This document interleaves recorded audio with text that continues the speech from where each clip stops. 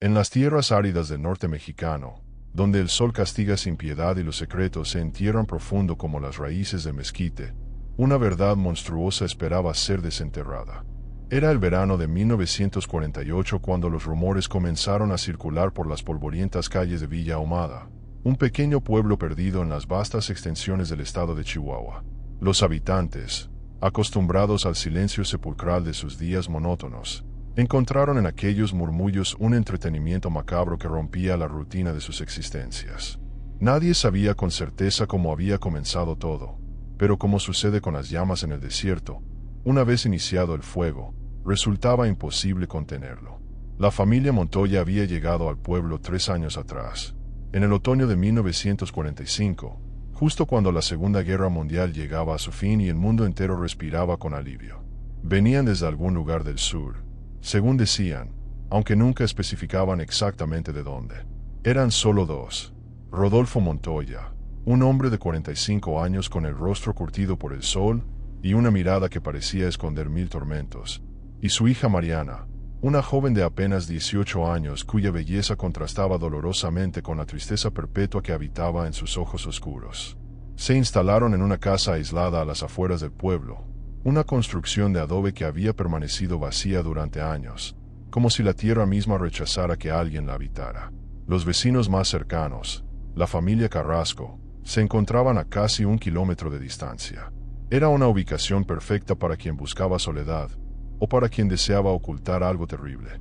Rodolfo Montoya encontró trabajo rápidamente en el aserradero del pueblo, manejado por don Esteban Villarreal, un empresario local que no hacía demasiadas preguntas mientras sus empleados cumplieran con sus labores. Rodolfo era un trabajador incansable, de esos que llegaban antes del amanecer y se marchaban cuando las estrellas ya dominaban el cielo. Parecía que el trabajo físico extenuante era su único refugio, como si al agotar su cuerpo pudiera silenciar algo en su interior.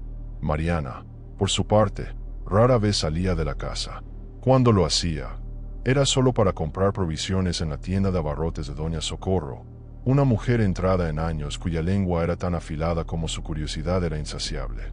La joven siempre llevaba vestidos largos que cubrían cada centímetro de su piel, incluso en los días más calurosos del verano chihuahuense, cuando el termómetro alcanzaba temperaturas infernales. Usaba un rebozo que parcialmente ocultaba su rostro, y hablaba en susurros, con la cabeza gacha, evitando todo contacto visual. Las primeras en notar algo extraño fueron las mujeres del pueblo, las esposas, madres y hermanas que se reunían en el mercado los miércoles y domingos para intercambiar mercancías y chismes. Comentaban sobre la palidez enfermiza de Mariana, sobre cómo parecía envejecer años en cuestión de meses. Algunas juraban haber visto moretones en sus brazos cuando el viento levantaba las mangas de su vestido.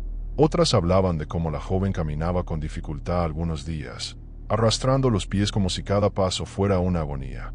Pero lo que realmente encendió la mecha de la especulación fue la observación de Paco Ramírez, el cartero del pueblo. Un hombre discreto por naturaleza, acostumbrado a ver y callar, se vio obligado a compartir lo que había presenciado una tarde de mayo. Había ido a entregar una carta en la casa de los Montoya, una misiva que venía desde la capital del estado. Al acercarse a la vivienda, escuchó gritos. No eran gritos de pelea o discusión ordinaria, sino alaridos desgarradores que helaban la sangre. Eran los gritos de Mariana. Paco se acercó a la ventana, impulsado por una preocupación genuina, y lo que vio lo perseguiría por el resto de sus días. A través de la cortina rasgada, alcanzó a distinguir a Rodolfo Montoya sosteniendo a su hija contra la pared, con una mano en su garganta. Pero no era violencia común lo que presenció. Había algo más oscuro, más retorcido en aquella escena. La forma en que el hombre miraba a su hija, la cercanía antinatural de sus cuerpos, la expresión de terror absoluto en el rostro de Mariana. El cartero dejó caer la carta y huyó del lugar, el corazón latiéndole con tal fuerza que pensó que se le saldría del pecho. Durante días guardó silencio, luchando con su conciencia, debatiéndose entre el deber moral de hablar y el miedo a involucrarse en asuntos ajenos. Pero finalmente, después de 3 noches sin dormir, se lo contó a su esposa, quien se lo contó a su comadre, quien se lo contó a la tendera, y así, como un veneno que se filtra lentamente en el agua, el secreto comenzó a esparcirse. El padre Sebastián Méndez, el sacerdote del pueblo, fue uno de los primeros en escuchar los rumores. Un hombre de 60 años que había dedicado toda su vida al servicio de Dios y de su comunidad, se encontró ante una situación que desafiaba todo lo que conocía. Los susurros hablaban de algo impensable, algo que su mente se negaba a aceptar pero que su instinto le decía que podía ser cierto. Se hablaba de que Rodolfo Montoya mantenía una relación incestuosa con su propia hija. El padre Sebastián decidió actuar. No podía permitir que tales acusaciones flotaran en el aire sin investigar la verdad. Una tarde de junio, cuando el sol comenzaba su descenso tiñendo el cielo de naranjas y rojos, tomó su bicicleta y pedaleó hasta la casa de los Montoya. El camino de tierra levantaba nubes de polvo a su paso, y con cada metro que avanzaba, sentía como el peso de su misión se volvía más agobiante. Al llegar, encontró a Rodolfo sentado en el porche, fumando un cigarrillo y mirando hacia el horizonte con esa expresión vacía que se había vuelto característica en él. El hombre no pareció sorprendido por la visita del sacerdote. De hecho, era como si la hubiera estado esperando. «Buenas tardes, padre», dijo Rodolfo sin levantarse, sin apartar la mirada del horizonte. Su voz era ronca, cansada, como si llevara años sin dormir correctamente. El sacerdote notó las ojeras profundas que enmarcaban sus ojos, la barba descuidada, las manos temblorosas que sostenían el cigarrillo. «Buenas tardes, Rodolfo. Vengo a hablar contigo sobre asuntos delicados», respondió el padre Sebastián, bajándose de la bicicleta con dificultad. Sus rodillas ya no eran las mismas de su juventud. «¿Podemos conversar en privado?». Rodolfo finalmente lo miró. Había algo terrible en esos ojos, una mezcla de culpa, desafío y desesperación que hizo que el sacerdote retrocediera involuntariamente un paso. Era la mirada de un hombre que había cruzado un límite del cual no había retorno, y que lo sabía perfectamente. «No hay nada privado en este infierno, padre», murmuró Rodolfo, aplastando el cigarrillo contra la madera del porche. «Pero adelante, hable. Sé perfectamente por qué está aquí. Los chismes vuelan más rápido que los sopilotes en este maldito pueblo». Antes de que el padre Sebastián pudiera responder, la puerta de la casa se abrió lentamente. Mariana apareció en el umbral, y el sacerdote tuvo que hacer un esfuerzo consciente para no dejar escapar un grito de horror. La joven había cambiado drásticamente desde la última vez que la había visto en misa, meses atrás. Estaba demacrada, casi esquelética. Su piel, antes morena y saludable, lucía cetrina, enfermiza. Pero lo más perturbador era su vientre. Debajo del vestido holgado que usaba, se distinguía claramente una protuberancia que solo podía significar una cosa. Estaba embarazada. «Mariana», susurró el padre Sebastián, sintiendo como sus piernas amenazaban con fallarle. «Hija mía, ¿qué te ha sucedido?». La joven no respondió. Simplemente miró a su padre con una expresión que el sacerdote no pudo descifrar. ¿Era odio? ¿Era miedo? ¿Era resignación? Quizás era una mezcla de todo ello. Rodolfo se puso de pie abruptamente, tirando la silla en el proceso. «Váyase, padre», dijo con voz amenazante. «Aquí no hay nada que le incumba. Esto es asunto de familia». «Asunto de familia», repitió el padre Sebastián, encontrando valor en su indignación.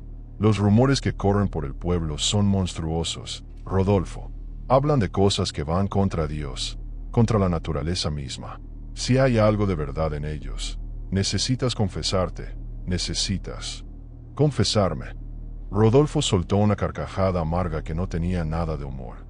«¿Y qué bien haría eso, padre?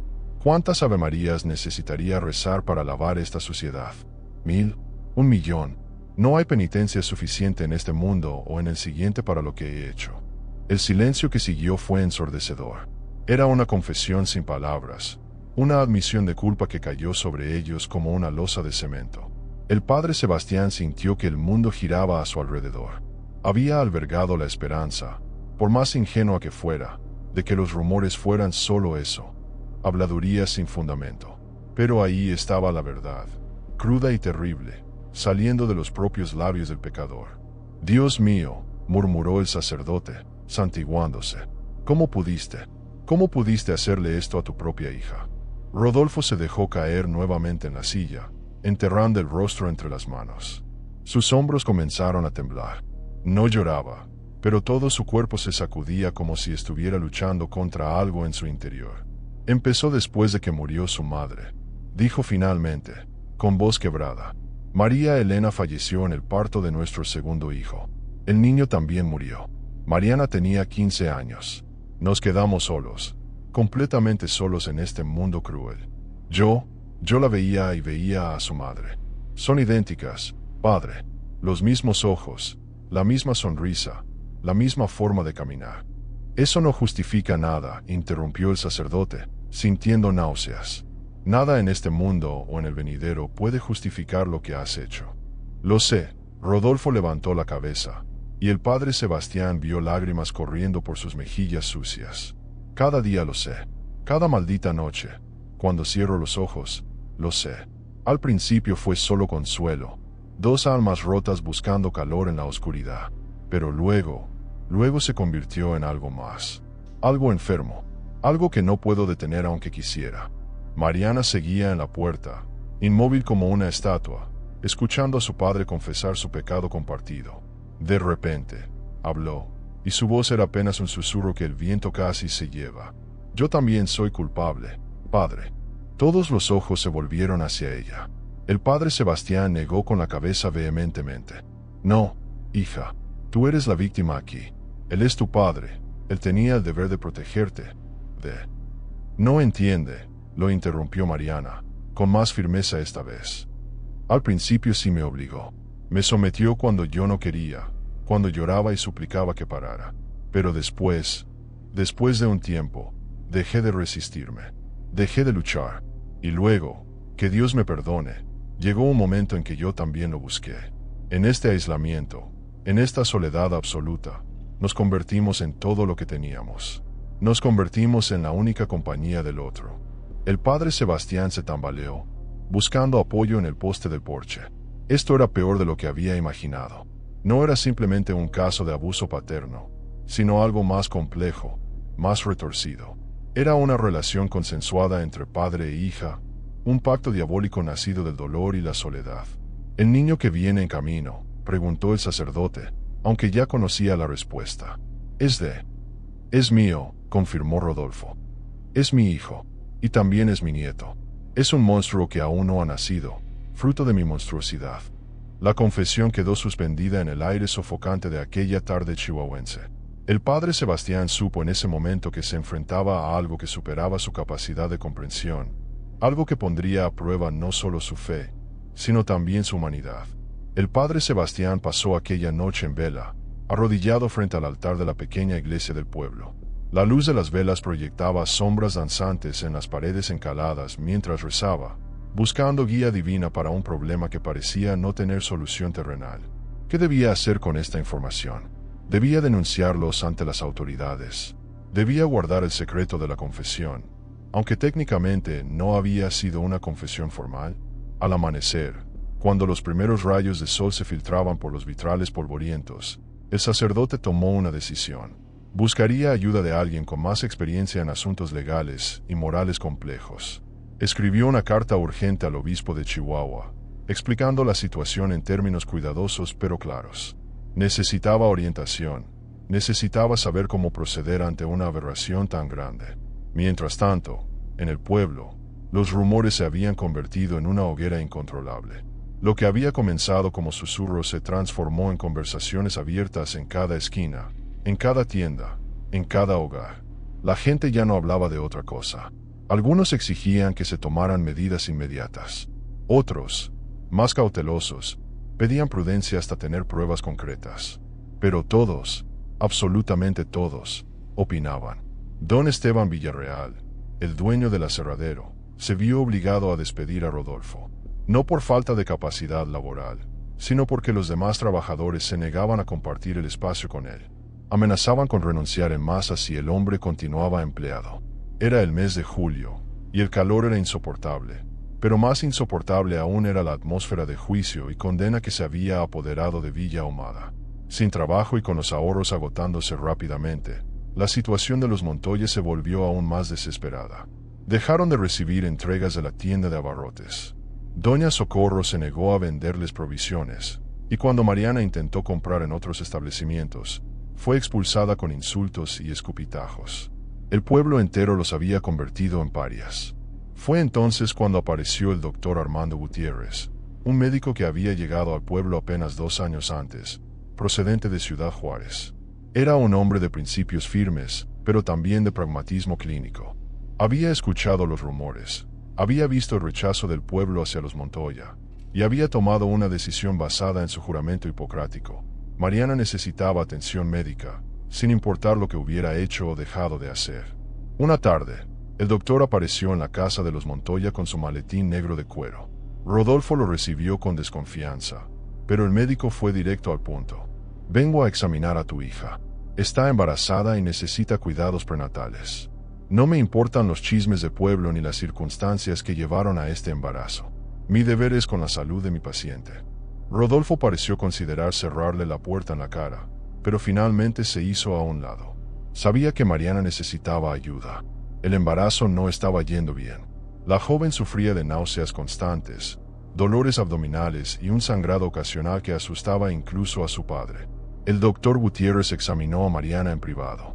Lo que encontró lo perturbó profundamente. La joven mostraba signos de desnutrición severa, anemia y evidencias físicas de trauma repetido. El embarazo, que calculó estaba en el 6º mes, presentaba complicaciones.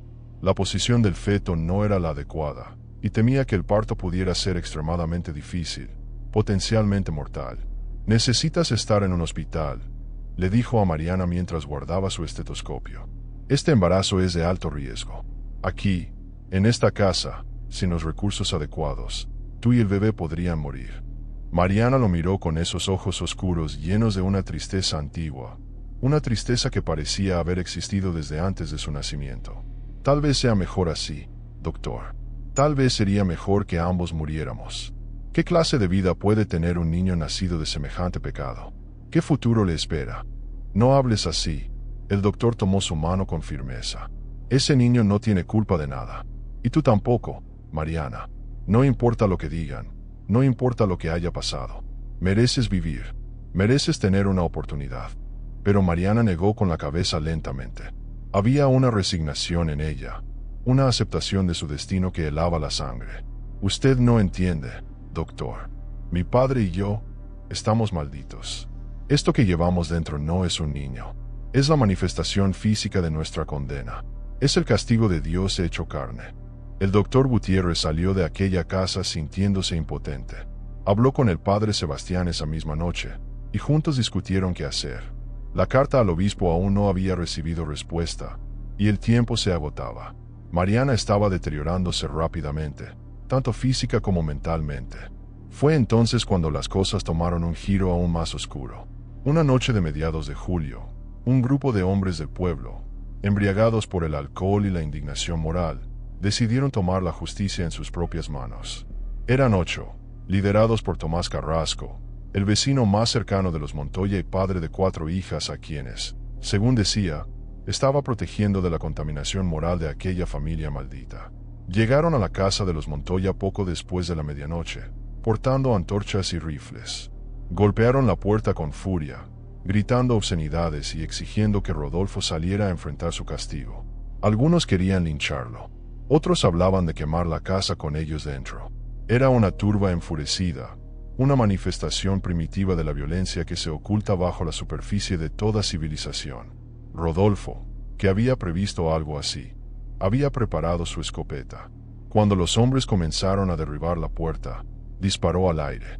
El estruendo fue suficiente para detenerlos momentáneamente, pero no para disuadirlos. Tomás Carrasco gritó que no se irían hasta que se hiciera justicia. «Eres una abominación, Montoya», vociferó Carrasco. «Has corrompido a tu propia sangre. Has traído vergüenza a nuestro pueblo.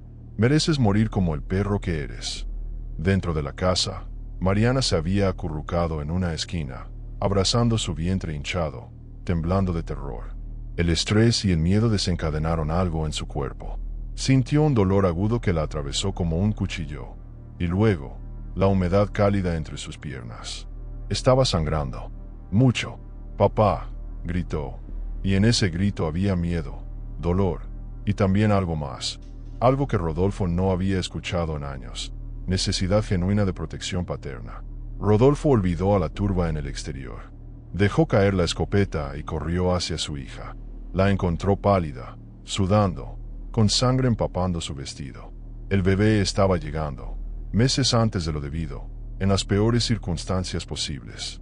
El caos estalló en múltiples frentes simultáneamente. Afuera, la turba continuaba golpeando la puerta, cada impacto haciendo temblar la frágil estructura de adobe. Adentro, Mariana se desangraba en el suelo de tierra, sus gritos de agonía perforando la noche. Rodolfo, desesperado, intentaba ayudarla sin tener la menor idea de qué hacer. Sus manos, acostumbradas al trabajo duro con madera, temblaban inútilmente sobre el cuerpo convulsionado de su hija. Por fortuna, o quizás por providencia divina, el doctor Gutiérrez y el padre Sebastián llegaron en ese preciso momento. Habían escuchado el alboroto desde el centro del pueblo y corrieron hacia allá, temiendo lo peor. Al ver la turba enfurecida, el sacerdote se interpuso entre los hombres y la puerta. «Deténganse», gritó con una autoridad que sorprendió incluso a los más agresivos. «¿Qué creen que están haciendo? Asesinato, linchamiento. Así demuestran ser mejores que ellos». «Padre, apártese», advirtió Tomás Carrasco, aunque su voz había perdido parte de su convicción. «Esto no es asunto de la iglesia, es justicia del pueblo. La justicia pertenece a Dios y a la ley, no a una turba borracha con antorchas», respondió el padre Sebastián. «Si tienen pruebas de un crimen, llévenlas al comisario. Pero esto, lo que están haciendo ahora, es un pecado que pesará sobre sus almas por el resto de sus vidas». El doctor Gutiérrez aprovechó la distracción para entrar a la casa. Lo que vio lo hizo reaccionar con la velocidad de años de entrenamiento médico. Mariana estaba sufriendo un parto prematuro con complicaciones severas. La placenta se había desprendido, provocando una hemorragia que podía matarla en cuestión de minutos. «Necesito agua hirviendo, toallas limpias, y toda la luz que puedan conseguir», ordenó, mientras abría su maletín y sacaba instrumentos que brillaban tenuemente a la luz de la lámpara de aceite. «Rodolfo, ayúdame o piérdela para siempre». El hombre, sacudido de su parálisis, obedeció. Encendió todas las velas y lámparas de la casa. Puso agua a hervir en la estufa de leña. Trajo todas las sábanas y toallas que pudieron encontrar. Mientras tanto, afuera, el padre Sebastián continuaba su prédica, logrando lentamente calmar los ánimos de la turba. El parto fue una pesadilla.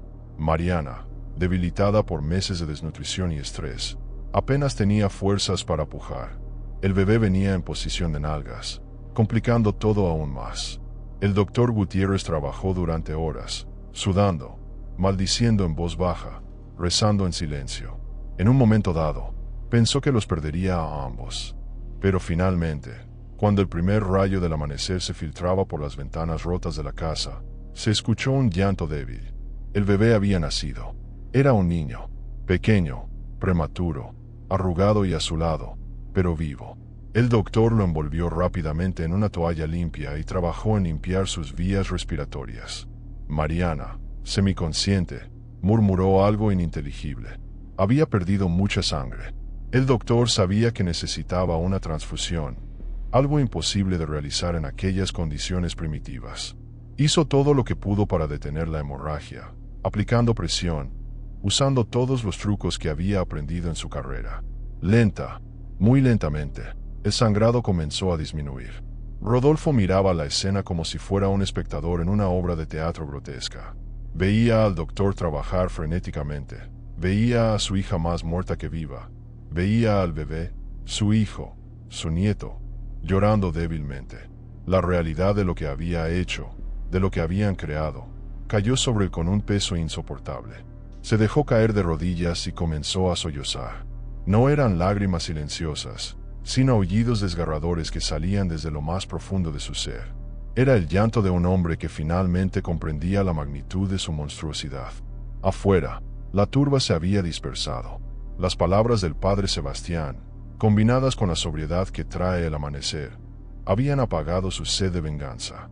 Los hombres regresaron a sus casas, avergonzados de lo que habían estado a punto de hacer, pero también convencidos de que algo debía hacerse con los Montoya. El doctor Gutiérrez trabajó durante el resto de la mañana, estabilizando a Mariana y al bebé. Cuando finalmente salió de la casa, exhausta, encontró al padre Sebastián esperándolo en el porche. El sacerdote había permanecido allí toda la noche, como un guardián silencioso. ¿Sobrevivirán?, preguntó el padre. Mariana está gravemente debilitada, pero creo que sí. El bebé es prematuro y frágil, pero sus signos vitales son estables. Necesitarán cuidados constantes durante las próximas semanas, respondió el doctor, limpiándose las manos manchadas de sangre en un trapo. Pero padre, este niño, ¿qué futuro puede tener? Los análisis que he podido hacer sugieren que podría tener problemas de salud debido a la endogamia. Y eso sin mencionar el estigma social. Ese niño es inocente de los pecados de sus padres, dijo el padre Sebastián con firmeza. Merece una oportunidad de vivir, de tener una vida digna. 2 días después, llegó la respuesta del obispo. Era una carta larga y detallada que ofrecía una solución drástica, pero quizás la única viable. El obispo sugería que Mariana y el bebé fueran trasladados a un convento en Ciudad Juárez, donde podrían vivir bajo la protección de la iglesia, lejos del escándalo. El niño sería dado en adopción a una familia que no conociera su origen. Mariana podría permanecer en el convento como penitente, dedicando su vida al servicio de Dios. En cuanto a Rodolfo, el obispo era claro, debía ser entregado a las autoridades civiles. Lo que había hecho constituía un crimen grave, y aunque la iglesia podía ofrecer misericordia espiritual, no podía interferir con la justicia terrenal. El padre Sebastián llevó la carta a la casa de los Montoya. Encontró a Mariana recuperándose lentamente en su cama, con el bebé durmiendo a su lado. La joven había recuperado algo de color en sus mejillas, pero sus ojos seguían teniendo esa mirada perdida, como si parte de su alma se hubiera quedado en algún lugar oscuro del que nunca podría regresar. Mariana, el obispo ha respondido. Hay un plan para ti y para el niño. Pueden tener una nueva oportunidad, lejos de aquí, donde nadie los conozca. La joven escuchó en silencio mientras el padre Sebastián le explicaba los detalles. Cuando terminó, ella miró al bebé dormido a su lado. Era tan pequeño, tan indefenso. A pesar de todo, a pesar del horror de su concepción, sentía algo por él. No estaba segura de si era amor maternal, pero era algo. ¿Y mi padre?, preguntó finalmente. Tu padre deberá enfrentar las consecuencias de sus actos ante la ley. Mariana asintió lentamente. Parte de ella sentía alivio. Otra parte, la parte retorcida que se había desarrollado durante años de abuso y relación prohibida, sentía algo parecido al dolor. La mañana en que las autoridades llegaron a Villa Ahumada fue gris y fría, inusual para agosto en Chihuahua. El comisario Rafael Domínguez venía acompañado de 2 agentes desde la capital del estado, alertado finalmente por el escándalo que ya no podía ser ignorado. Los testimonios se habían acumulado, las evidencias eran abrumadoras, y la confesión del propio Rodolfo ante el padre Sebastián y el doctor Gutiérrez sellaba su destino. Rodolfo no opuso resistencia. Cuando los agentes llegaron a su casa, lo encontraron sentado en el mismo porche donde semanas atrás había confesado su pecado al sacerdote. Estaba inmóvil, mirando al horizonte, fumando lo que sería su último cigarrillo como hombre libre. Había envejecido décadas en pocas semanas. Su cabello, antes oscuro con apenas algunas canas, se había vuelto completamente blanco. Sus manos no dejaban de temblar. Rodolfo Montoya, queda usted arrestado por los delitos de incesto y abuso, declaró el comisario con voz formal pero no carente de cierta compasión. Al fin y al cabo, era testigo de la destrucción total de un ser humano. Lo sé, respondió Rodolfo, levantándose sin necesidad de que lo forzaran. He estado esperándolos. Antes de subir al automóvil que lo llevaría a la prisión, pidió ver a su hija una última vez. El comisario, después de dudar, accedió. Mariana estaba en la puerta, sosteniendo al bebé contra su pecho. Padre e hija se miraron durante largos segundos. No había palabras para lo que necesitaban decir, y quizás era mejor así. Lo siento, murmuró finalmente Rodolfo, con lágrimas rodando por sus mejillas. Por todo, por haberte fallado como padre, por haberte robado tu inocencia, por haberte convertido en lo que te convertí. Si pudiera deshacer cada decisión que tomé desde aquella primera noche, lo haría. Pero no puedo. Solo puedo vivir con esto, si es que a esto se le puede llamar vivir. Mariana no respondió. Simplemente observó cómo los agentes se llevaban a su padre. Cuando el automóvil desapareció en una nube de polvo por el camino de tierra, sintió algo extraño en su pecho. Era una mezcla de alivio, tristeza y algo más que no podía identificar. Tal vez era libertad, aunque una libertad manchada para siempre por lo que había vivido. Una semana después, siguiendo el plan del obispo, Mariana y el bebé fueron trasladados al convento de las Hermanas de la Caridad en Ciudad Juárez. El doctor Gutiérrez las acompañó en el viaje, asegurándose de que ambos llegaran sanos y salvos.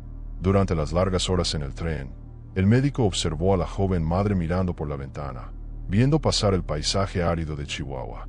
¿En qué piensas?, le preguntó en algún momento. Pienso en que este niño merece un nombre, respondió Mariana, acariciando la pequeña cabeza del bebé. No puedo seguir llamándolo simplemente el niño. Punto. ¿Y qué nombre le pondrás? Sebastián, como el padre. Él fue el único que nunca nos juzgó completamente, que intentó ayudarnos incluso cuando todos los demás nos habían abandonado. El convento era un edificio austero de piedra gris, rodeado de muros altos que los separaban del mundo exterior.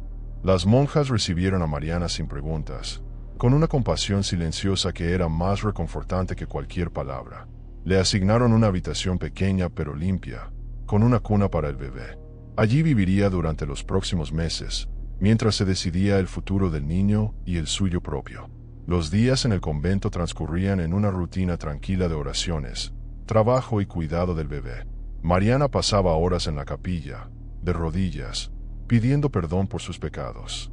Pero también, gradualmente, comenzaba a perdonarse a sí misma.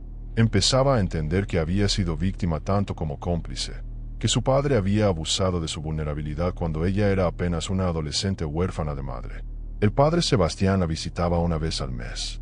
En una de esas visitas, le trajo noticias de Villa Ahumada. Tu padre fue sentenciado a 20 años de prisión, le informó con suavidad.